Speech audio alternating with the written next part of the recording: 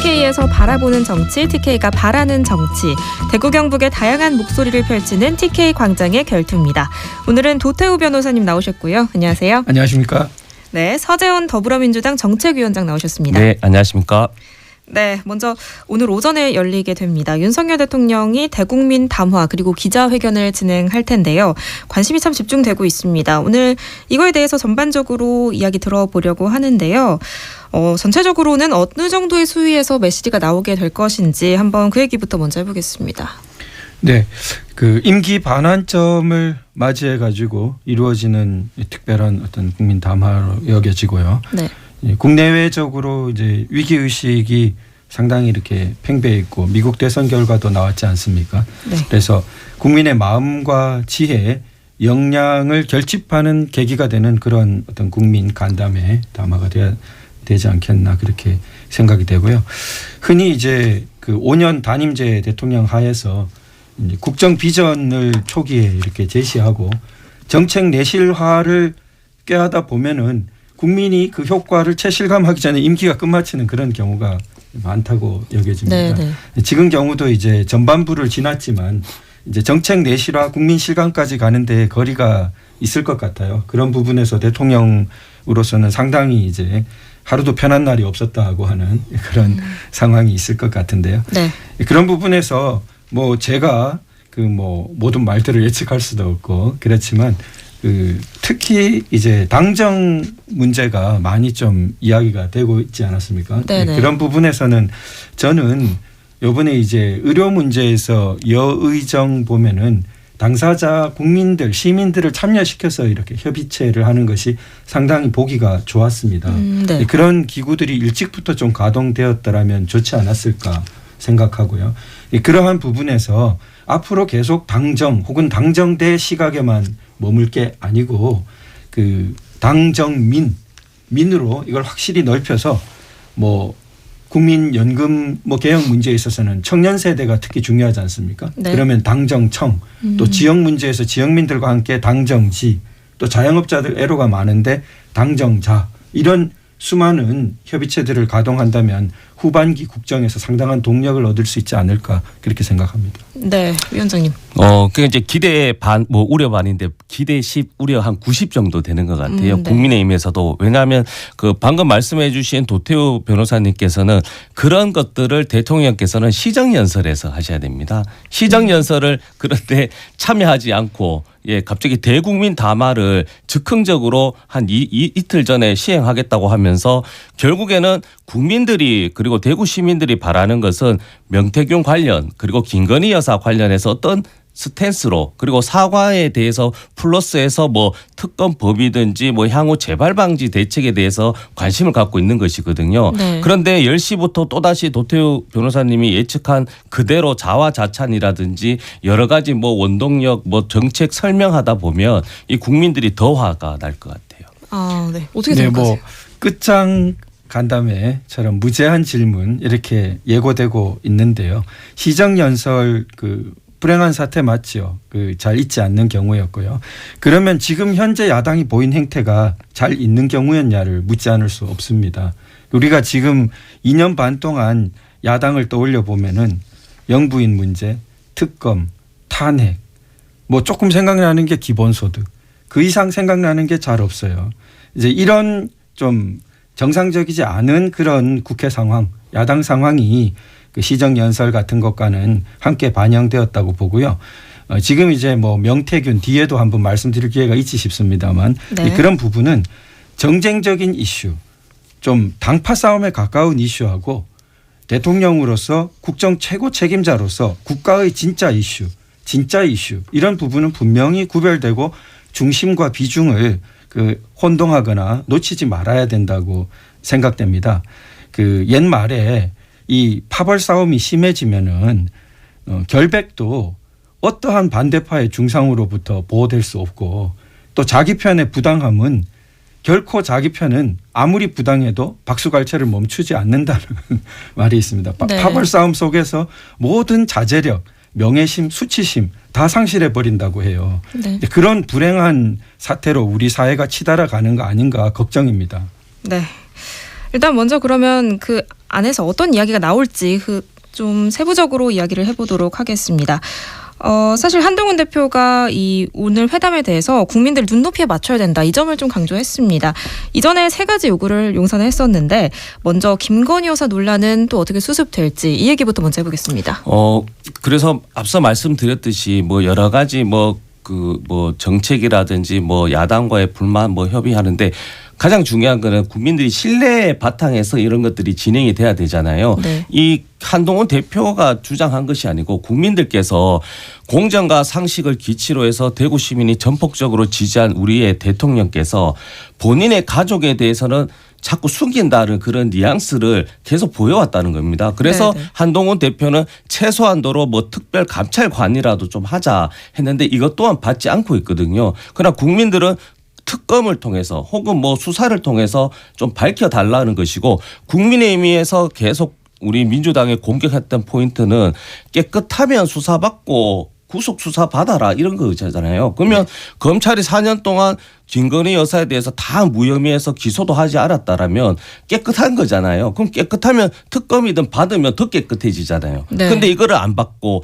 이걸 뭐 박절했다더니 뭐 조금 이제 선의로 해서 계속 뭐 통화를 했다더니 이런 식의 뭐 변명 아닌 변명을 하게 되면 뭐 한동훈 대표뿐만 아니라 국민들이 먼저 화내시고 국민의 눈높이 목소리를 외면했다고 이제 언론에서 또 대서특필하시겠죠. 네, 특검 관련해서도 그렇고 어떻게 생각하세요? 이 특검 부분은 조금 이따 한번 다시 말씀드리고요. 네. 국민 눈높이가 참 많이 말이 나와요. 근데 이제 민심이나 민이라는 말에다가 이제 기준이 좀 높아졌다는 느낌을 포함한 말 같습니다. 국민 눈높이라는 게. 근데 무엇이 국민 눈높이인가를 우리가 좀 물어봐야 될 것 같습니다.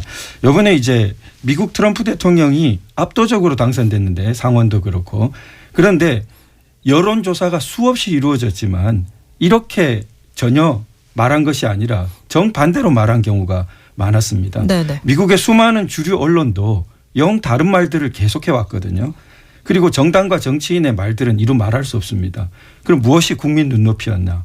다시 물어볼 수밖에 없거든요. 네. 이 국민 눈높이라는 것이 흔히 왜곡해서 자기 기준으로 그걸 국민 눈높이라고 주장하는 경우가 많고, 그리고 혹은 잘못된 이런 여론조사처럼 표층적인 무언가 기준을 따라가지고 그걸 또 국민 눈높이라고 주장하는 경우가 많단 말이죠. 진정한 민의, 여기에 우리가 사실 집중을 해야 되는 것 같은데요. 그런 문제에서 영부인 문제, 특검 이런 부분을 바라보면은 독소 조항을 뺀 뭐 특검 받을 수 있다 이런 말도 나오던데, 사실 그 민주당에서 발의하고 있는 특검법은 제가 분석할 때는 독소 조항이라고 여겨지는 걸 빼면은 법 실체가 하나도 없어 허물어져 버립니다. 그러니까 말 자체가 성립이 안 돼 버립니다. 근데 예를 들어 이제 특별 감찰관만 하더라도 그 문재인 전 대통령 때 특별감찰관이 없었어요.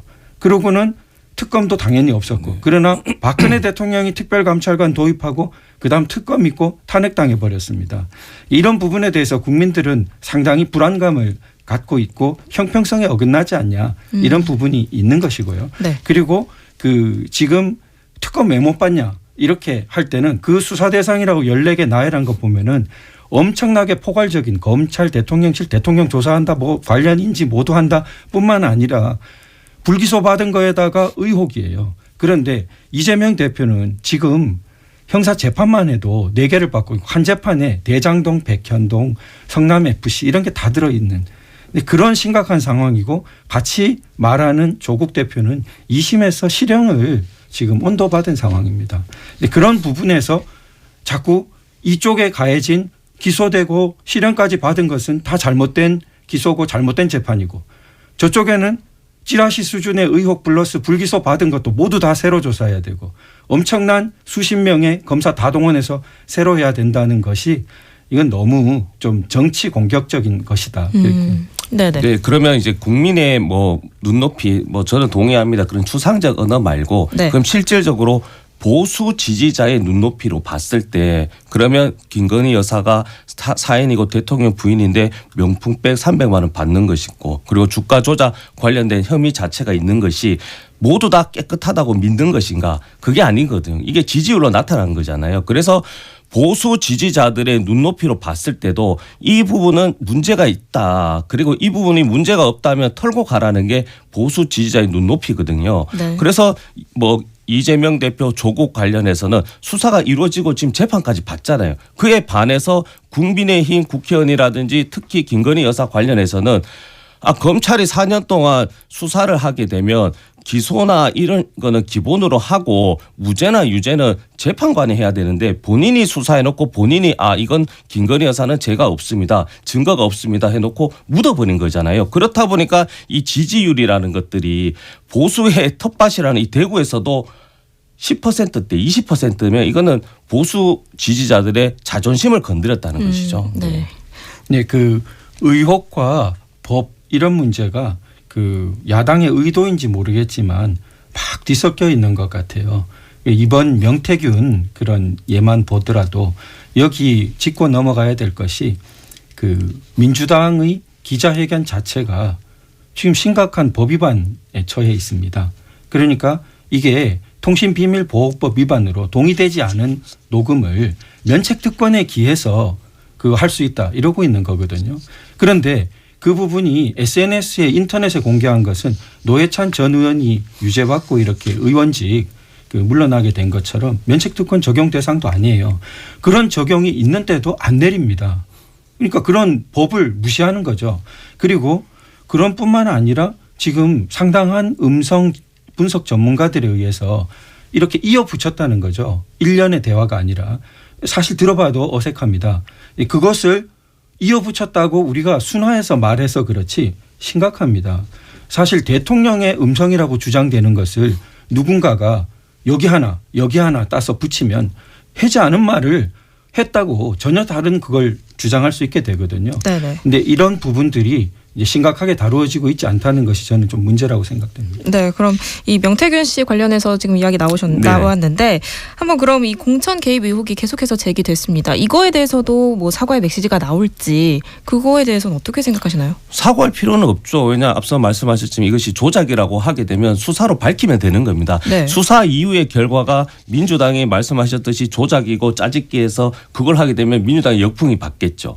그러나 지금 상황에서는 명태균 이분이 김영선 4선 의원을 5선 만드는데 주도적으로 역할을 할 수 있는데 이것을 국민의힘 대통령 당시 대선 후보였던 윤석열 대통령 후보에게 3억 7천만 원의 수수료 여론 관련해서 이 비용의 대가성이라고 본인이 주장하고 있는 것이거든요. 네네. 그래서 저는 명태균 이분도 사기꾼이잖아요. 그래서 이분의 말을 100% 신뢰할 수는 없지만 이 부분이 사기꾼이라면 그 반대 급부인 윤석열 대통령과 김건희 여사가 이 사기꾼의 농락에 당했다라는 것을 수사든 그 여러 가지 의견이든 본인의 육성으로 또 설명을 해야 되는데 이것을 단지 선거 브로커였다라는 것으로 치부하면서 넘어가려고 한 것이 저는 화근이다 그렇게 말씀드리죠.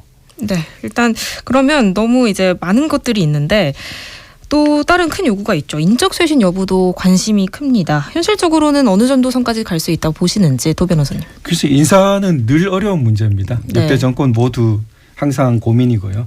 그런데 특히 이제 윤 정부에 들어와서 많은 국민들께서 좀 이렇게 바랐던 것이 좀 감동적인 인사 그런 부분이 조금 적지 않나. 항상 이제 좀 일 결과 효율에 치우치는 좀 이렇게 정부 성격이다 보면 그런 경우들이 있는데요. 이번 경우에는 국민들에게 정말 어떤 감동이 있는 그게 이제 꼭 많을 필요도 없거든요. 네네. 그런 부분들이 조금 일부라도 그런 부분이 있으면은 국정 동력 회복에도 상당히 좋지 않을까 생각되고 그러한 인사는 그 대통령과 각을 세우는 것으로 자기의 존재 의미를 드러내기보다는 흔히 이제 리딩업이라고 그러지 않습니까? 네. 밑에서 위를 이끈다는 자세로 그렇게 하나의 원팀으로 기능할 수 있는 그런 부분이 되었으면 참 좋을 것 같습니다. 네. 그 윤석열 대통령의 인사 스타일은 그냥 본인이 그 신뢰하면 끝까지 신뢰하는 것 같아요. 그리고 네. 특히 중요한 건 법리.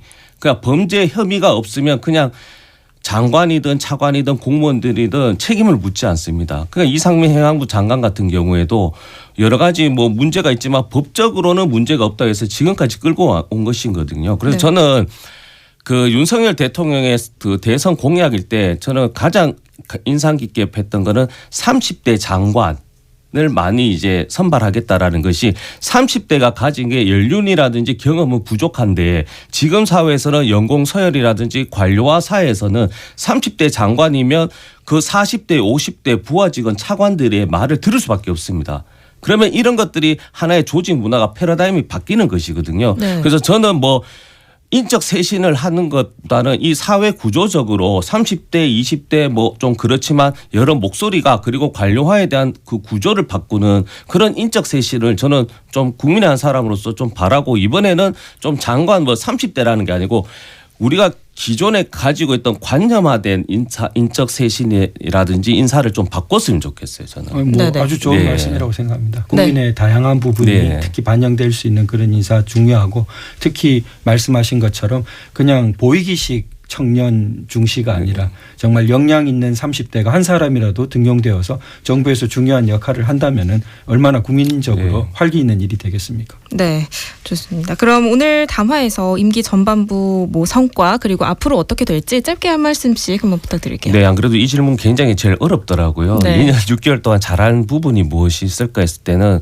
그래도 통합을 시켰다 국민들이. 예, 국민들의 통합. 왜냐하면 보수든 뭐 진보든 간에 대한민국이 좀 잘 살아달라고 이제 대통령 다음을 요구하는데 그에 대해서 지금까지 외면했다. 그래서 국민의힘도 그렇고 민주당 때 한 목소리 내는 것이거든요. 그래서 이런 부분은 잘하신 것 같고 잘못한 건 굉장히 많죠. 뭐 역사 문제라든지 뭐 경제 문제 특히 지방 관련해서 말과 행동이 다르다. 그래서 저는 하반기 2년 6개월 남았을 때는 국민의힘 뭐 혹시 민주당 이걸 만약에 부정한다면 네. 좀 현장에 나가서 특히 대구 서문시장 나가서 한번 들어보시고 네. 거기서 좋은 아이디어를 좀 차용해서 선택적으로가 아니고 그걸 필수적으로 해야지 이제 하반기는 잘할 수 있을 것 같다. 알겠습니다. 오늘 여기까지 듣겠습니다. TK광장의 결투 더불어민주당 서재현 정책위원장님 그리고 도태우 변호사님과 함께했습니다.